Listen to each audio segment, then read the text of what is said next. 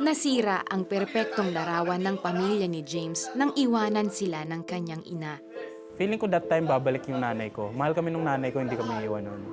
Pero unti-unting nagbagong lahat habang hinihintay ko yung nanay ko na hindi siya bumabalik. Doon ko unti-unting nararamdaman yung mawalan talaga ng nanay. So mahirap para sa akin. Kinupkop silang magkakapatid ng kanilang lolo't lola na nasa Bohol habang nagtatrabaho naman ang kanilang ama sa Maynila. Batid ni James na kasabay ng pagkawala ng kanyang ina ay ang paghirap ng kanilang pamumuhay. Kaya naman namin tiisin yun. Ang hindi ko lang kaya kung paano kami tratuhin ng lola ko.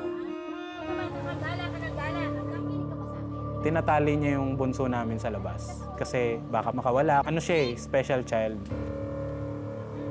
Ang nangyari, kung ano-anong kinakain ng kapatid ko sa labas. Kaya doon nagkasakit yung kapatid ko. And ang worst pa doon, nawalan ako ng kabilang pandinig dahil sa lola ko. Isang umaga, gumising na akong 5 a.m. na. Medyo late na sa amin noon. Hindi ko alam na may sama na ng loob yung lola ko that time. Habang nagdudurog siya ng bigas, tas kinuha niya yun yung pinampalo niya sa ulo ko.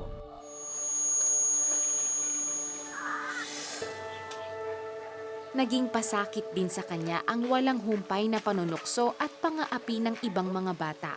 Siguro kapag nakikita nilang mahina ka, doon ka nila bubuli-bulihin.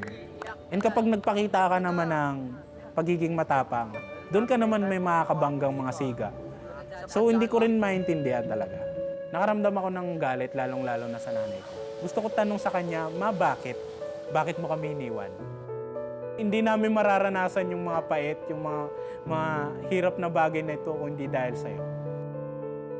Hindi inasahan ni James na darating ang araw na masasagot lahat ng kanyang mga tanong nang biglang magpakita ang kanyang ina.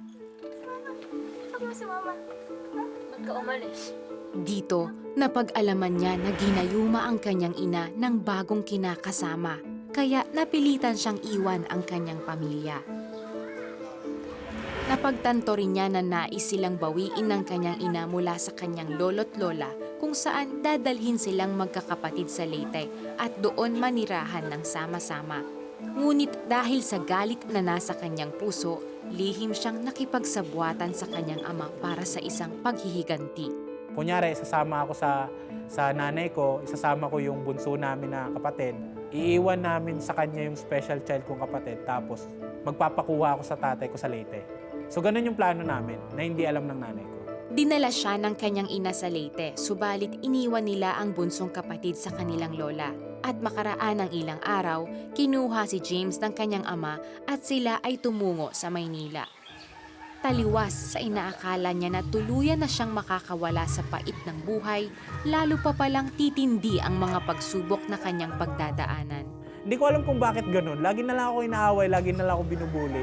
Hindi ko alam saan ko ipopwesto yung mundo ko. Isang masamang balita naman ang kanyang natanggap, ang biglaang pagpanaw ng kanyang bunsong kapatid. Sinisi ko yung sarili ko. Ako na nga lang yung yung kakampi niya sa mundo. Pero bakit ko pa siya iniwanan? Parang feeling ko that time nag-iisa na lang ako. Sa totoo niyan, dumating na talaga sa point na ayaw ko nang maniwalang may Diyos. Sa gitna ng kanyang pag-iisa, isang grupo ng kabataan ang kanyang nakilala at nag-imbita sa kanya na dumalo sa isang youth camp. During that time, nag-enjoy lang ako. And hindi ko alam, doon ko pala kakatagpuin yung Panginoon sa buhay ko. Nasabi nung pastor, hindi mo makikita yung totoong buhay hanggat hindi mo binibigay yung totoo mong buhay sa lumikha ng buhay. And yun yung Panginoon. Ano pa bang may pagmamalaki ko sa Diyos? Walang-wala na rin naman ako. Ibigay ko na lang yung buhay ko sa Kanya. At sa araw na iyon, isinuko niya ang kanyang buhay sa Diyos at tinanggap si Jesus bilang kanyang Panginoon at tagapagligtas. Ipinanalangin din niya sa Panginoon ang kagustuhang magkaroon ng mga tunay na kaibigan at hindi siya binigo ng Diyos. Nakatagpo siya ng mga kaibigan matapos siyang maengganyong sumali sa isang gawain ng kanilang simbahan na nagtuturo ng karate at self-defense. Gustong-gusto kong pumasok ng Tough Guys International Martial Art kasi gusto ko balikan yung mga nambubuli sa akin. Gayunpaman, habang siya ay nagiging bihasa sa martial arts, ay lalo niya pang nakikilala ang Diyos na higit na nagmamahal sa kanya. Habang natututo akong magkarate, Nilalayo ako nito sa gulo. Nung time na niligtas ako ng Panginoon, unti-unti niyang tinuro sa akin na kailangan mo silang mahalin, katulad ng pagmamahal ko sa'yo. Kaya naman sa halip na maghiganti, pinili niyang magpatawad at mahalin ang mga taong nakasakit sa kanya. At isa na rito ang kanyang ina. At bago ito pumanaw noong taong 2011, nagkaroon siya ng pagkakataong maiayos ang kanilang relasyon. Kung nasa harap ko yung nanay ko, yayakapin ko siya ng may. Kasi gusto ko iparana sa kanya na mahal ko siya in spite sa lahat ng bagay na nagawa niya. At habang siya ay patuloy na lumalago sa Panginoon, natutunan niyang ibahagi ang pag-ibig ng Diyos sa kanyang pamilya at mga kaklase. Nasubok naman ang kanyang pananampalataya nang masunog ang kanilang tahanan noong taong 2018. Noong time na nakikita ko yung bahay namin na sunog, ang unang-unang kong tanong, Lord, paano na? Lahat ng libro ko, lahat ng damit namin, lahat ng award ko sa school, natupok yon. Kahit nagtatanong ka sa Panginoon, nagpo-protest ka sa Panginoon, alam mo na may gagawin ng Panginoon sa bagay na ito. At nang maapula na ang sunog, laking gulat niya nang makita ang kanyang mga Biblia na hindi natupok ng apoy. Sobra akong na-amaze. Sa totoo lang, nung nakita ko yung Bible, naiyak ako. Kasi parang kinausap ako ng Lord, anak, mawala na lahat ng bagay sa'yo. Wag lang ako. Malinaw na malinaw, Lord, Diyos ka nga na buhay. Patuloy naman niyang naranasan ang pag-ibig ng Diyos nang naging tapat ito sa kanilang pamilya kung saan sa loob lang ng 2 buwan muling nabuo ang kanilang bahay. Doon mo pala matututunan na mas maging matatag kapag dumaan ka sa mga pagsubok na yan.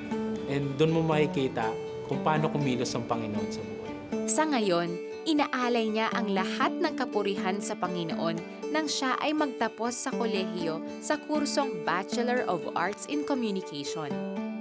Nagpapasalamat ako sa Panginoon kasi pinagdaanan namin, pinagdaanan ng family namin, pinagdaanan ko lahat ng mga bagay na yun para maging ganito ako sa buhay.